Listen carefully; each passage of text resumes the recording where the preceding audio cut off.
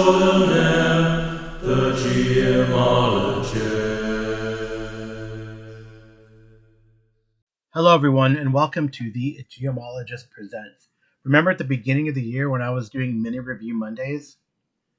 Kind of dropped that, but then I was looking at my Spotify for podcasters, formerly Anchor, that allows the Anchor to me, and I saw that I had some things recorded where I did do a few mini reviews, and I guess I put them off, and I never got to them, even though they're there. And in fact, this one that I'm playing today, a mini review of Elfland by Stefan Surratt, it actually had some call-ins from Jason Connerly that I never published.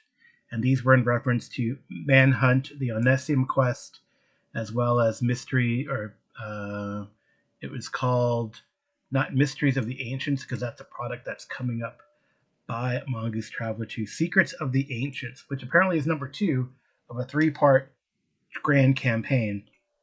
And he asked a question about epic campaigns and what it means for your world. So I will address that. And then also, guess what? Still related to Jason Connerly, I have a response from a player of mine in character. I will note in character of a player character that he plays in my Twilight 2000 campaign, and that's from Joe Youngers, who you might see around in the various discords. And he plays in both my Twilight 2000 campaign and in my Kingmaker Pathfinder 2 campaign. And I think he plays does he play any other games with me? I don't think he plays any other games, that we always talk about it. In any case, Joe makes a sort of in-character response to a comment that Jason had in a previous episode.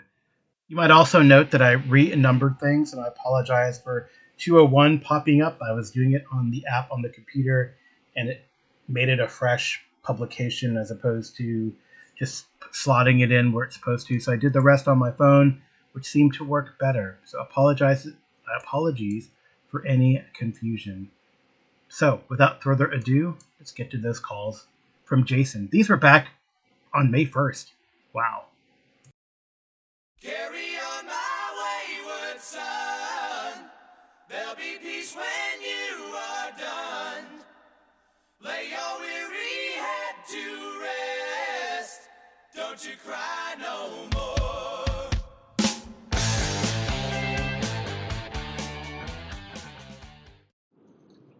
Hey Carl, Jason here. Just listen to your double review, your head-to-head comparison, the Traveler modules. Very cool. I have a question for you. How important is that epicness? Because you talk about that in there, and I can see where that might be interesting to people that are into Traveler and into all the lore and all that. But how important is it at your table? Do you want your players, characters, to be part of the movers and shakers of the world or not, right? How important is it for them to be part of the epic things as opposed to the day-to-day things that realistically most adventurers, most people deal with? You know, I know that's been a complaint with movies for a long time where, these big blockbuster movies always has to be a earth-shattering event. It has to be a world-endangering event. We see that with the Marvel movies as opposed to just a little local thing. It's always got to be something that's going to endanger the world or endanger the galaxy, as opposed to a nice contained story that's just at the local level. So how important do you feel that is for your table to do those epic campaigns as opposed to something that might just affect a neighborhood, or might just be some adventurers going to the tomb and they might just come out with some more treasure, but it's not going to affect the kingdom or anything like that? Curious on your thoughts. I guess the other part of that question is, and I think we've talked about this before, and it doesn't seem to bother you, but how much do you worry about having those kind of epic things and world-shaking events in your games where they might mess with your local lore? If a game and a group only ever uses the official lore and the official fluff in the rule books and in the published material, then this wouldn't be an issue.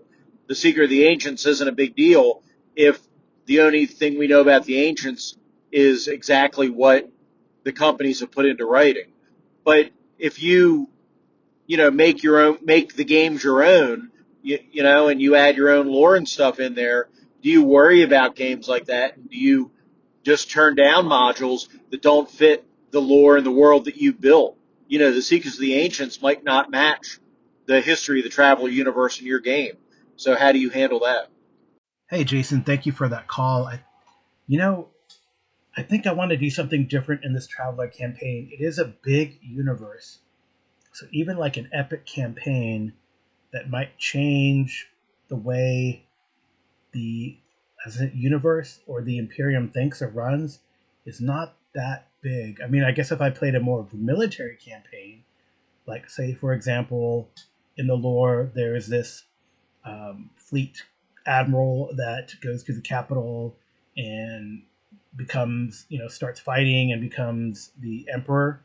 Um, that would be something pretty epic that would change like the whole Third Imperium. But I don't know if these, although epic in scope and might change the technology or the way people see things or think about things, I don't know. I don't think it would be that galaxy shattering, or maybe it would be. Right. And honestly, I think for this Traveler campaign, I think the players deserve to be movers and shakers, at least of their sector area, their subsector, and find something cool and do something memorable. I don't think they always have to endanger, or they always have to play in adventures that endanger the galaxy. But wouldn't it be cool if they at least thought that they played an adventure that if they screwed up, it would endanger the galaxy, or they might save the galaxy if they succeeded? I think that'd be kind of cool. So I think that's what I'm following. And honestly, the player characters now, after almost a year of play, are becoming just now movers and shakers. It's like almost like we play this whole season of play, and they've gone from kind of nobodies to suddenly Sir blah blah blah, and important, or at least might come up in conversation, or might make a little Travelers Aid Society news blurb somewhere here and there as they become knighted. So I think I'm gearing towards that, and then I jump into some cool adventures, I think, and we'll see how those go. And it might not even be right. I think what might be more interesting as I play out, say, Mysteries of the Ancients with this crew, and then have them make brand new characters and do like Secrets of the Ancients. And I think their last one is called Wrath of the Ancients. So I think that would be pretty cool. I really do like the idea. I don't think it always has to be the case in a campaign where they have to be epic, but why not once in a while? Can't you have the players seem like, or communicate that illusion that they might be saving the galaxy? I think that's kind of cool, right? So even like, and if you think about like even in fiction and genre, I mean, I guess well maybe like in Star Trek, it seems like the crew of the Enterprise, especially in the movies, somehow saves the galaxy, but in the shows, not really. I mean, they try to do in season one, like this sort of conspiracy with these neural parasite creatures, but it was like 2 episodes, so it didn't really seem like an overarching theme. But then in Deep Space Nine, they did like the Dominion War in season 6. So sometimes you want to do something that changes the verse, and then it like it's kind of funny. Like we watch Star Wars, right? It seems very epic, and they change. Well, I guess they toppled the Empire, but then there's the galaxy's a big galaxy, and there's still if you look at read Heir to the Empire. So for you, Jason, I'm just talking about the first three, the original trilogy, and then the Timothy Zahn Heir to the Empire. But there are still, we learned, remnants of the Empire out and about. So while Luke and Leia and Han and Chewie kind of saved the galaxy, they got to do it again because it's a big galaxy. So in a way, the same thing with the Imperium. It's actually just such a small part of the galaxy in the lore that even if you do save the Imperium, it doesn't have galactic ramifications. And I guess that would be interesting if you did that. I don't know, man. I've always wanted to do that, like in a Champions game. I just never got around to it. When you have like 700, 600 to 700 point characters that just blow up planets. I mean, I don't know. It'd be very interesting to do, I think, in a number of games. So the other question that you asked, do I worry about earth-shattering events that might upset my lore? I used to, and now, whatever. It's always like unreliable narrator to me when I go tackle the lore. While I like the lore, I less and less do I think about, oh, in my realms, because it doesn't matter. Once you start playing, it becomes the table's realms and how that works. And I know I ran into that back in like AD&D First Edition. We played a lot of First Edition in the realms, and then they did the Avatar trilogy, and I guess I just kind of blended what happened in the Avatar trilogy into my world. But my world, my realms universe was already started. I saw that further when 3.5 edition, where we really started in the realms based on what happened at the beginning of the sort of the brown book with the brown writing, the Forgotten Realms third edition book, and then we had this kind of epic tale where we really did take characters through the course of 3 and 3.5 from first level all the way up to like 20th level, and they're fighting like Slod Lords and Shadow Lords at the end, and we had a ancient Shadow Dragon sitting on somebody.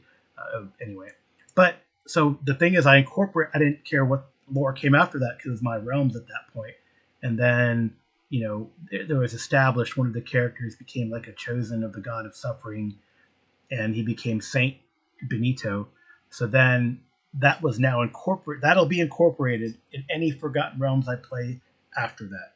And there's no Saint Benito. I don't care what they do for the Chosen of Ilmater, but we have a Saint Benito in my campaign in the Forgotten Realms, and even after stupid 4th edition Spell Plague, and 200 years later with Drizzt the Immortal, or 100 years later, I don't know, the next century, like Star Trek, 23rd to 24th century. Anyway, then Saint Benito still exists. Maybe that's a small example. So I don't know. I think once we start playing, then it's my lore. I guess in a way that's why I like Harnmaster, or the Harn World, not Harnmaster. Well, we've talked about issues with the game system, though I'd like to play it rules as written as best as possible with live paths and all that. But with Harn World, all the lore stops at one date, 720 TR. After that, it becomes yours. I think that's kind of a great idea to do. Unfortunately, all these meta plots and mega things get in the way. I was even thinking, if in the Walking Dead game that I've just started, I was like, I learned subsequently, this is the spoiler for the Walking Dead series, for Fear the Walking Dead specifically, southeastern Texas gets nuked. So I'm playing a game where I started a campaign in central Texas. So where am I going to put that in? Am I going to incorporate that? I honestly don't know. It might not even matter because all the characters might die before I have that event take place. But it can pose a problem, but I think I try to skirt around it. I guess a weird thing would be like in a game of Pendragon, if like the players decide to, kill Mordred when he's young, although that would piss off, some important knights like Arthur and Gawain. But I guess it's possible, and I guess you got to roll with it. It is I guess the bottom line is once you get it to the table, it becomes your lore, and I guess I would have to, and maybe that's kind of an issue in some of the groups that I've run into, is they know more about the lore than I do, but then ultimately I don't think it matters. That'd be like a game like Fallout, which I know nothing about, for example, where I hope I don't mess up the lore, but then I was like, what does it matter? It's just you just roll dice and you make the lore as you go. That's what I think, at least. All right, great food for thought. I'm sorry, Jason, that I missed these calls or I didn't discuss them before, but they're great questions. Yeah, as you can see, but 9 minutes worth of answer. Next up is Joe Youngers.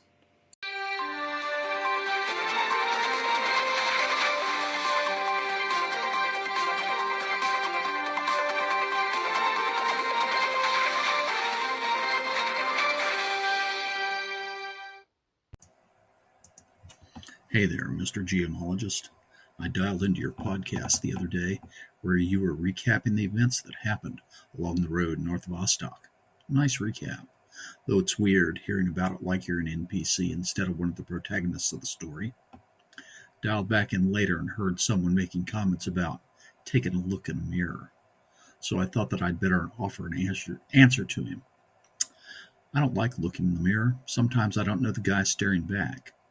It's part of a condition the shrinks called triggered dissociative disorder with borderline sociopathic tendencies, which boils down to this.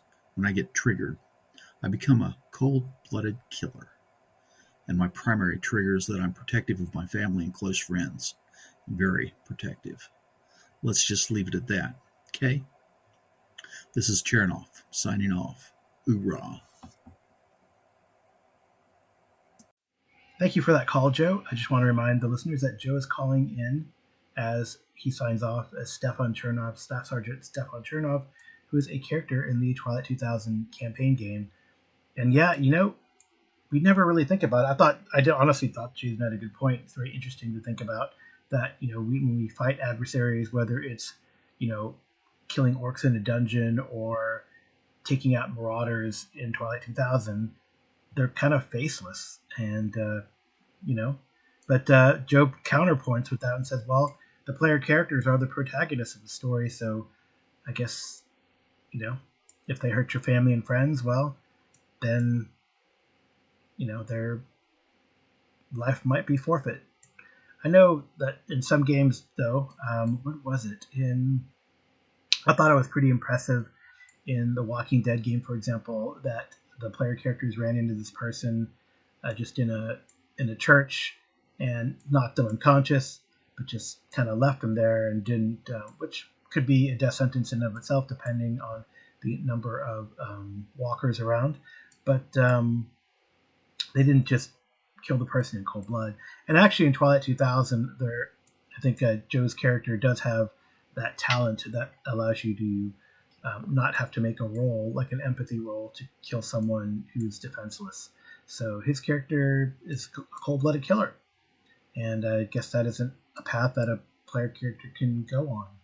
And there are quite a few games that actually explore that, that if you kind of go that kind of route that maybe most of society would see as heartless, which is an interesting conversation in and of itself. But yeah, it is true. In Twilight 2000, the Free Krakow Coalition, the survivors, whatever you want to call them, are the heroes, right? The heroes of the tale. Whether they're, anti-heroes, like you would see in another Survivor game in Walking Dead, where you have to be utilitarian to survive, or they're heroes and try to be as heroic as possible, even when it is not the most convenient. So I think that's a very interesting point and could be a topic, heroes or anti-heroes. And maybe I can get Jason and or Joe to come on and talk about that, because I think it could be an interesting topic. All right, so now on to the title topic of the show, and that will be the mini review / unboxing of the Elfland product that I got way back in March of 2023.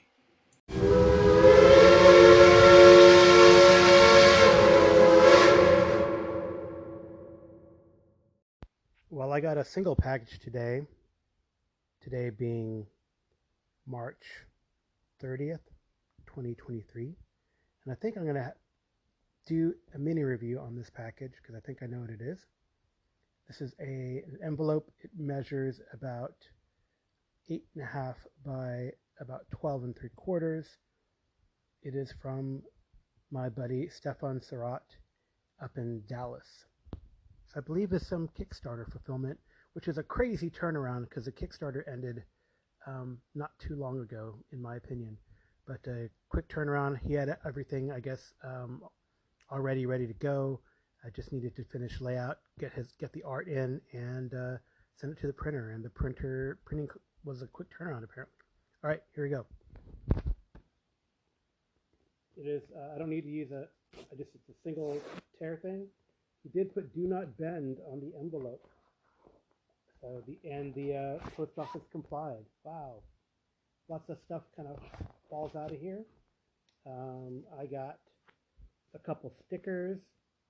The sticker from the logo sticker from his Kickstarter. The No WotC, No Masters OSR sticker, and a patch that I can use to put on a hat, which I love to do. a bookmark for Elfland Beyond the Fields We Know, which is the name of the Kickstarter, and then we have several things. We have a small kind of A5 size book that is Elfland Beyond the Realms We Know, and how to use a supplement. To use this module as a solo journaling game, you'll need an hour or two of time and something to write with and on. Enter the questions outlined in the Call of the Wanderer and refer to the different sections. Oh, it's wandering through Elfland. I guess you could do it solo. To use this as a DC supplement, simply read through this book and let it inspire you. It has 6 detailed locations that can serve as mini adventures set in Elfland, as well as traps, curses, magic items, new monsters, and more. So this guide to Elfland it's 44 pages. I'm probably going to go into it in a little more detail in a little bit. We also got like a little unfoldy thing, a trifold, that is a little adventure, Winter's Heart, a level 0 pamphlet adventure for Dungeon Crawl Classics. I guess a way to get in as a funnel into Elfland. Then we have, it looks like a poster that is like an expansion of the big cover thing, or the cover. And then we have a full-size adventure that's called Christopher Robin's Nightmares and the Blood Road Curse 2 Level 2 Adventures. So pretty cool. So it's it looks like 2 20-page adventures. It's like a full-size book, like 8.5 by 11, and you play in the Christopher Robin's Nightmare, kind of based on Winnie the Pooh, and then with a nice map of the 100-acre wood, and then a Blood Rose Curse. So for also inspired by the retellings of the classic fairy tale Beauty and the Beast. So pretty cool stuff. I'll talk about them in more detail as a mini review in a second. So it's very interesting revisiting this product now, March to now December, so 9 months later. Maybe it's had time to gestate. Anyway, it has 1, 2, 3, 4, 5, 6, 7, 8, 9, 10 sections. The Call of the Wanderer, it's the first section, and that is it. It is like if you wanted to play solo, you would answer these questions and then follow that, and you set up. That's on a couple pages, and then after that, it is superstitions about Elfland. And then entrances and exits to Elfland. So superstitions is a page. Entrances and exits is another table and a page. Mischief in Elfland. And then locations in Elfland. And that's the bulk of it. There's several locations that you can find in Elfland with maps as well. Some fun ones here. Fungi of Fond Memories. So, there's one. Here we go. Devourer Arise, and has a sword stuck in the ground. So then Traps of Elfland is after that. Different weird things that can happen. Treasures of Elfland. Curses of Elfland. And what happens if you die in Elfland. And then the Call of Elfland. So when you never truly leave, you're always there. So I think that's pretty cool. That's the Elfland book. So 6 exciting. So on the back it says many paths to and from. It could be a solo journaling zine, or you could play like a standard DCC campaign. Now I did say there are other things that came with this product. So, and those were Winter's Heart, which is kind of a pamphlet, like an open pamphlet trifold game, and then an adventure book with a 36-page adventure book, and it seems to have it has 2 adventures, 2 level 2 adventures, Christopher Robin's Nightmare and the Blood Rose Curse. So Christopher Robin's Nightmare is a Dungeon Crawl Classic RPG adventure for 4 to 6 characters of 2nd level, primarily inspired by the wonderful children's book Winnie the Pooh by A.A. Milne. So players and judges going into the adventure should expect to see the much-beloved characters from Winnie the Pooh being mistreated, albeit more psychologically than physically. So it is the adventure concerns an adult Christopher Robin, who is a famous playwright. His fairy godmother, who once inspired his writing, has now locked him inside a magical slumber, and he has to negotiate the Elfland via his creation to hopefully close a portal from the Elfland to the mundane world. The Blood Rose Curse is a dungeon crawl at classic adventure for 4 to 6 characters of second level. It is primarily inspired by all the retellings of the classic fairy tale Beauty and the Beast, but also incorporating Hellraiser, Evil Dead 2, and Resident Evil. So it sounds very interesting. Yeah, it can be pretty fun to play these as one-shots. I think that's what Stefan intended them to be, and Elfland to be a maybe solo journaling project. But really cool stuff. One of these days I'll get this to the table. I really do like DCC and haven't played it enough, in my opinion. I tend to play it at conventions, either that or Mutant Crawl Classics. Speaking of which, and I'll put this in the show notes, I just received some product from Planet X Games. That's Levi Combs, and that was an occurrence at Howling Crater. It also came with Dungeon Malarkey, which is crazy stuff that you can put in your dungeon. But I guess I am intrigued by an occurrence at Howling Crater because it's the only adventure I've seen come with a barf bag. Yes, it has a barf bag. Welcome to Crater Country, the first adventure module rated V for violence. An occurrence at Howling Crater. Copyrighted Planet X Games. Patent pending. So I guess he's trying to patent the barf bag. Positively the most horrifying module ever made. Play it soon at a table near you. But it does look pretty cool. The cover is awesome. I'll probably go into this in more detail in another episode. But the cover is a really evocative cover by Adrian Landeros. And it's for DCC or MCC. And it's kind of inspired by The Hills Have Eyes. And also Plan 9 from Outer Space. So, Terrifying Tale of the Howling Crater. And it's a pretty substantial product. That's what I think is kind of cool. It kind of reigns in around 99 pages. So 98 pages. Oh, and the appendix says 99 pages. So pretty cool. Some fun false advertisements in the deepest ones, like the old monkey, sea monkey thing, advertisement, and Saturday morning cartoon advertisement. But I think it looks really cool. I mean, it's let me see. It has like the main adventure, but a lot of other, it has like various appendices. So 3, 6, 9, 12, 13 appendices, from radiation poisoning to a whole heap and bunch of influences and whatnot. It's like an Appendix N. How to use occurrence at Howling Crater in America, which is where I would maybe use it. You can also use it in the Shutter Mountains.